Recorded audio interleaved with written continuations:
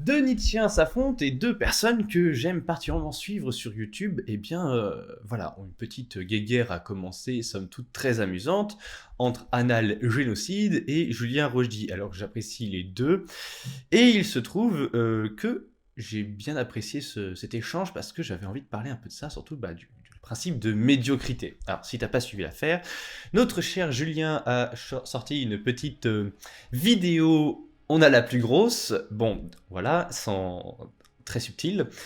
Et du coup, ça a un peu titillé notre ami Analgénocide, forcément, puisque ça parle d'histoire, c'est le genre de choses, et un peu de cinéma, donc forcément, ça le touche là. Il a sorti une première vidéo, puis comme sa communauté, qui est aussi du coup assez proche peut-être de Julien Rochdy, n'a pas forcément trop bien pris son acte, il a décidé de remettre une couche.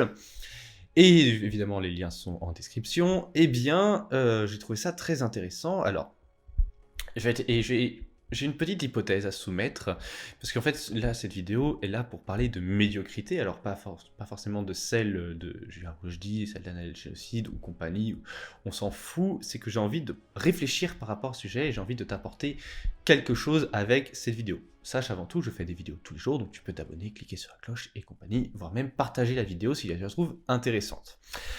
Alors, la médiocrité, c'est ce que reproche le plus finalement Anal Génocide, en tout cas dans sa vidéo, par rapport à Julien Rochdy, notamment par rapport à une non-maîtrise de l'histoire, surtout que, et en fait une sorte de séparation entre ce que Julien Rochdy appelle l'histoire et finalement la définition que préfère Anal Génocide, qui est somme toute personnellement, je trouve beaucoup plus intéressante. Mais en même temps, on ne peut pas forcément en vouloir non plus à Julien de faire quelque chose qui est le roman national, puisque finalement c'est quelque chose d'assez important. Et même dans sa deuxième vidéo, Anal Génocide le dit assez bien, c'est que il n'est pas contre une idée de donner goût de l'histoire, de donner une sorte de patriotisme, en tout cas français, et que finalement il n'est pas contre. Mais en tout cas, il n'aime pas la façon dont le fait Julien, et je trouve ça assez normal, puisque finalement, ça fait un peu chier, notamment les petites erreurs, donc avec la bataille de Patay et Jeanne d'Arc, et autrement l'histoire du vase de Soissons. Alors bon, voilà, c'est des choses qui sont intéressantes, tu vois, c'est des anecdotes, comme il le dit, mais ça passe pas. Alors, quel est le réel problème? Parce qu'au final, on a le droit d'être médiocre, on a le droit d'être quelqu'un qui ne maîtrise pas les choses, on a le droit d'être d'une personne où on se trompe, on fait des erreurs, ça arrive à tout le monde. Qu'est-ce qui pose un réel problème ici avec Julien Rochdy dans sa vidéo?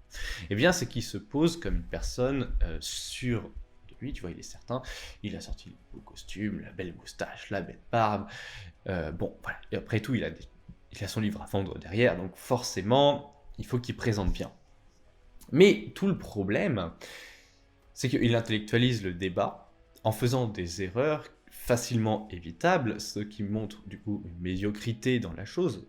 Bon, cette médiocrité n'est même pas en soi relevable. Ce qui est relevable, c'est de vouloir montrer une sorte de supériorité intellectuelle, de vouloir se montrer comme une personne puissante et avec de connaissances assez dures, en faisant, et le problème c'est qu'il y a une incohérence, et comme tu le sais, on n'aime pas trop les choses incohérentes, entre d'un côté l'apparence, tu vois, et le côté réel, et en fait ça lui donne un aspect, somme toute détestable, de personnes qui parlent de choses et qui essayent qui se, tu vois, un peu vantarde, tu vois, ça lui donne ça, parce que si c'est une personne arrogante, mais qui a une raison réelle à l'arrogance, on a tendance à pardonner. Si c'est une personne qui est médiocre, mais qui n'a pas spécialement de vantardise et assume volontiers sa médiocrité, ça pose pas de problème. Ici, on est probablement dans le pire cas possible. Une différence entre l'apparence et la réalité, ce qui donne un côté assez creux. Je pense aussi, ce qui énerve Anal Génocide dans la question, c'est que Julien Rochdy se réclame comme Nietzschéen. Après tout, il a fait un livre sur Nietzsche. Bon, en ce moment, je suis en train de lire Le Gai Savoir, c'est assez intéressant.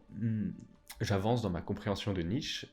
Ma compréhension n'est pas encore totale, mais je trouve ça assez intéressant. Et sûrement, je prendrai le livre de Julien Rochdy pour me faire un avis sur la question, mais j'attends d'avoir surtout bien amélioré ma compréhension de Nietzsche avant d'en faire une critique. Et le truc, c'est que Anal Génocide aime bien Nietzsche. Donc on se retrouve avec une personne qui a une apparence vantarde, Julien Rochdy, qui a des points de connexion avec, en tout cas intellectuels assez proches d'un génocide, et finalement, il se retrouve assez médiocre. Et je pense que la médiocrité est quelque chose d'assez problématique, surtout que quand on place une certaine forme d'espoir dans l'autre, tu vois. En fait, ce qu'on ressent ici, et la sensation qui est probablement la plus importante, c'est de la déception. On s'attend à ce qu'il bourrine, tu vois, qu'il soit assez, qu'on ait le Julien assez pointu, assez piquant, et qu'il fasse un peu mal à toutes les personnes antipatriotiques, antinationales, et ce genre de choses. Le problème, c'est que finalement, il n'est pas solide. Et ce qu'on aurait apprécié, c'est qu'il soit un peu plus... enfin, on s'attendait à un truc puissant, il donne l'apparence d'un truc puissant, et ben finalement, il n'est pas solide derrière, donc ça donne de la déception. Donc, on est déçu, on n'apprécie pas le côté incohérent qui donne une espèce de vantardise désagréable, et finalement, ça dessert aussi son point, et je trouve aussi que l'analogie d'un génocide entre finalement le roman national patriotique et un roman national féministe est assez intéressante, puisqu'après tout, après c'était assez logique, et cette comparaison, de toute façon la comparaison entre les propos de Julien Rochdy et le féminisme sont assez proches, en tout cas dans la forme, puisque de toute façon, il s'inscrit plus dans un masculinisme, et donc, tu vois, c'est un peu le revers de la pièce féministe, et donc c'est assez problématique, forcément, mais la critique était assez facile, en tout cas. Mais elle est pertinente. Elle est facile, mais elle est très pertinente, parce que je pense que très peu de personnes l'ont relevée. Alors, est-ce qu'on doit en vouloir à Julien Rochdy de s'être trompé? Je ne pense pas. Est-ce qu'on doit lui en vouloir d'être vantard? Je ne pense pas, parce qu'en fait, de toute façon, s'il était médiocre, on l'aurait ignoré. Si c'était un vantard, bon, voilà, on en parle rapidement, puis on passe à autre chose. Le truc, c'est que il a voulu donner des choses et des informations à sa communauté. Donc, il a voulu enseigner de l'histoire. Bon, certes, de façon maladroite, il a fait des erreurs, mais le pire dans cette histoire, c'est que sa communauté, les gens qui ont regardé cette vidéo, n'ont quasiment pas été chercher d'informations par rapport à ce dont il parle. Alors c'est bien de s'adresser à des 15-25 ans, puisque du coup c'est à peu près la cible plutôt masculine, en l'occurrence de Julien Rochdy, tu vois, c'est à peu près un peu son audience type. Mais le problème, c'est qu'en plus il a raté son pari. C'est-à-dire qu'on aurait pu lui excuser sa médiocrité, et même en fait sa médiocrité aurait carrément pu être utile. Si tu vois, quand une personne peut être médiocre, tu dis bah non, tu dis de la merde, et là tu vas faire des recherches, et tu dis bah non, tu fais ce genre de choses. Ou si une personne, mais ne serait-ce que veut un côté un peu héroïque, un peu puissant, tu vois, et veut inspirer, et tu dis bon bah allez, je vais faire des recherches, ça m'a motivé, j'y vais. Et le problème, c'est qu'on se retrouve dans un cas où sa communauté l'a suivi bêtement. Et ce qui se passe, c'est que Julien Rochdy a fait une erreur, c'est qu'il a, ni plus ni moins, empoisonné l'esprit de ses viewers, puisque du coup il a donné des informations mauvaises, et pour le moment il s'est pas encore auto-corrigé, ou en tout cas il n'a pas voulu répondre à notre ami Analgénocide, et je trouve ça assez problématique, puisque du coup beaucoup de personnes ont vu la vidéo, mais certaines peuvent garder des connaissances mauvaises. Alors j'ai parlé un peu de ce truc dans une prochaine vidéo, notamment sur Kylian Sensei que je suis, et quand je remarque par rapport à sa communauté, et je vais en parler surtout par rapport à Kylian Sensei parce que je trouve ça c'est l'un des plus gros par rapport à ça et des plus intéressants, et c'est surtout parce que c'est lui que je comprends globalement le mieux. Mais c'est un réel problème, c'est qu'on se retrouve avec des personnes qui donnent des connaissances, qui donnent des réflexions, certaines le plus souvent pertinentes, mais il y a un réel problème vis-à-vis de la compréhension de la communauté, ou de leur communauté, et du coup, je trouve ça assez problématique, et donc j'en parlerai très prochainement, d'où l'intérêt de t'abonner. En tout cas, je trouve ça très intéressant, cet affrontement un peu entre les deux. Or bon, je sais que c'est pas fini, il va y avoir des petites brimades, et j'aime bien ce côté affrontement, c'est toujours un peu, tu vois, tu prends les pop-corn et tu te régales un peu devant ça, sachant que c'est mine de rien. Notre ami Jana Génocide n'a pas la langue dans sa poche, C'est ce que j'apprécie chez lui. D'ailleurs, faut savoir, petite anecdote à mon sujet sur un génocide, je l'ai découvert à la période avec JMDO. Comme j'ai commencé mon véganisme, et comme tu le sais, j'ai eu une période où le véganisme, pour moi, je suis passé par cette forme d'extrémisme et de mauvaise pensée. Forcément, quand tu as des personnes comme JMDO qui te donnent les mauvais conseils et qui te donnent les mauvais trucs, et avec le biais des, tu vois, j'ai eu pas mal de biais psychologiques, c'est-à-dire que comme j'étais exposé d'abord à ces vidéos à lui avant d'être à celles de Géocide, et qu'en plus j'avais pas les connaissances, que ce soit sur Nietzsche ou le stoïcisme et ce genre de choses, forcément t'arrives sur la vidéo de Géocide, j'étais plutôt contre. Et maintenant que ma réflexion est poussée, je me rends compte en fait à quel point les vidéos d'analgécide sont très bonnes, très pertinentes. Alors, je ne suis pas d'accord tout le temps avec lui, hein, je ne suis pas là pour le sucer. Le coup, notamment par exemple par rapport à Cuties, où je ne suis pas spécialement d'accord avec lui, comme quoi on pourrait exposer des enfants de façon nue sans les sexualiser. Pour moi, ce n'est pas possible. Sinon, il suffit juste de les habiller, tu vois. Pourquoi les mettre nus? Après, bon, c'est ma considération et c'est mon avis sur la question. Et c'est ma réflexion sur le sujet, mais bon, après, le reste, il est particulièrement pertinent, et surtout les films qu'il propose, moi-même, je n'ai pas une très grande connaissance cinématographique, et j'aime bien passer justement par lui, parce que il donne des choses un peu à revers, et c'est sûr que ça change du Netflix, et ce genre de choses. Et c'est le même principe, c'est aussi pour ça que j'apprécie Julien Rochdy, c'est parce qu'il va parler notamment de Nietzsche, il va parler de philosophie, il va parler de choses, ou il va parler notamment de livres.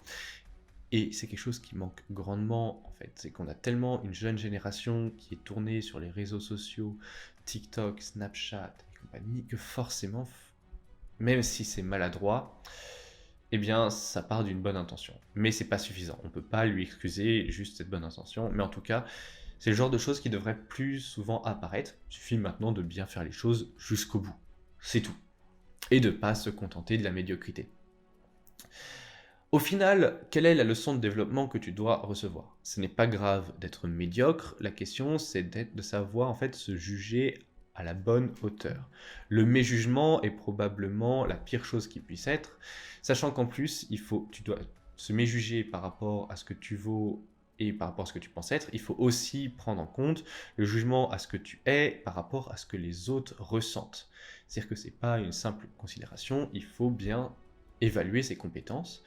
Et comme tu le connais un peu ce diagramme, tu vois, alors je vais le mettre dans ton sens, tu vois, ça monte par rapport aux confiance en soi, connaissance réelle, tu vois, au début ça monte très très vite, parce que forcément tes compétences montent, tu vois, ta confiance en toi dans le domaine monte, puis au fur et à mesure, tu vois, ça descend, ça fait un petit creux, parce que tu te rends compte que finalement, le domaine, tu le maîtrises pas tant que ça, et puis petit à petit, tu remontes, et bah, en fait, c'est là où tu es le plus légitime parce que bah, ça fait quand même longtemps, tu as passé le creux ou de la surconfiance en toi, tu vois, tout en haut du premier pic, tu es vraiment super confiant en toi alors qu'en réalité, c'est pas mérité, puis après tu redescends parce que tu te rends compte que tu t'es pris des grosses branlées, et voilà, tu remontes. Voilà ce que j'avais envie de te transmettre, c'était bah, de bien évaluer les choses et que finalement la médiocrité, bah, c'est pas grave, on est tous médiocres à un moment ou à un autre, il y a toujours un problème, tu vois, moi le premier, tu peux voir sur certaines vidéos, elles sont problématiques, notamment au niveau de la réflexion, où je vais pas aller plus loin, et ce genre de choses. Être médiocre en soi n'est pas un problème, mais il faut pas être dans la vantardise, dans l'ego, à se dire non, je ne le suis pas, il faut admettre ses erreurs, et c'est là qu'on commence à progresser, et c'est là qu'on commence réellement à quitter la médiocrité. Et le but même, c'est vaut mieux se reconnaître médiocre et faire tout pour en sortir, plutôt que de se dire non, je suis pas médiocre, et ne jamais avancer. Voilà, t'as pas mal de leçons ici, c'est une bonne vidéo. Après tout, tu vois, on est le 19, journée de l'homme, et en plus c'est ma fête, donc on se met plutôt bien. Voilà. Donc, j'espère te revoir bientôt sur la chaîne. Comme bon, tu le sais, je t'ai déjà dit, tu peux t'abonner. Tu peux me lâcher un petit like, ça me fait toujours plaisir. Et puis, bah, comme ça, je sais quelles sont les vidéos qui plaisent le plus. Va checker d'autres vidéos aussi, parce qu'il y a quand même pas mal. Forcément, j'en fais une par jour. C'est pas donné. Et puis, bah, tu peux partager. Moi, ça m'aide. Et puis, bah, comme ça, toi, c'est un petit truc. Tu vois, ta petite flèche, ta petit truc, t'envoies ça à un de tes potes sur un petit groupe Facebook, un petit truc comme ça, un petit forum. On se met bien. Allez, ciao, l'ami.